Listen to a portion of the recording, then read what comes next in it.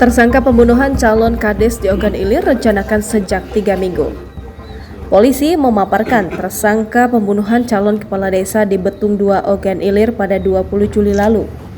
Tersangka Romli diringkus pada Jumat 18 November 2022 lalu dan kini diamankan di Mapolres Ogan Ilir.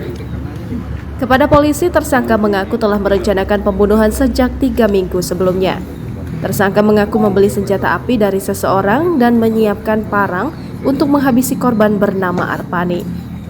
Pada hari pembunuhan, Rabu pagi pukul 5.30, tersangka mengetuk pintu rumah korban di Betung 2. Begitu pintu dibuka, tersangka lalu menembak 2 kali yakni di bagian punggung dan pinggang korban. Selain 2 luka tembak, korban juga mengalami luka bacok di leher dan perut hingga meninggal dunia di tempat kejadian perkara. Saat membunuh korban, selain mempersiapkan senjata api dan senjata tajam, tersangka juga memakai rompi yang dirangkai dari kawat. Tersangka juga mengenakan penutup wajah agar identitasnya tak diketahui korban dan warga sekitar. Saat polisi mencari menggunakan anjing pelacak, tersangka mengaku berada di kediamannya yang berjarak sekitar 150 meter dari rumah korban. Tersangka mengaku tahu ada polisi dan anjing pelacak yang mengendus keberadaannya, namun tersangka bersembunyi. Untuk menghilangkan jejak, tersangka juga mengganti gagang dan sarung parang yang digunakan untuk membacok korban. Berdasarkan keterangan polisi, hal ini dilakukan untuk menghilangkan jejak karena darah korban berceceran di sarung parang. Selama buron, tersangka mengaku tetap berada di rumah dan tak beranjak kemana-mana. Pada pertengahan Agustus lalu, tersangka diperiksa sebagai saksi pembunuhan, namun yang bersangkutan belum ditetapkan tersangka.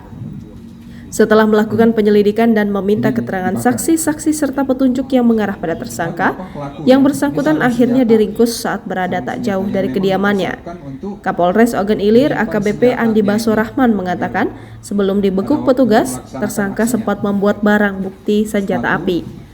Dari tangan tersangka, polisi mengamankan barang bukti berupa sebilah parang, senjata api laras pendek dengan 7 butir amunisi.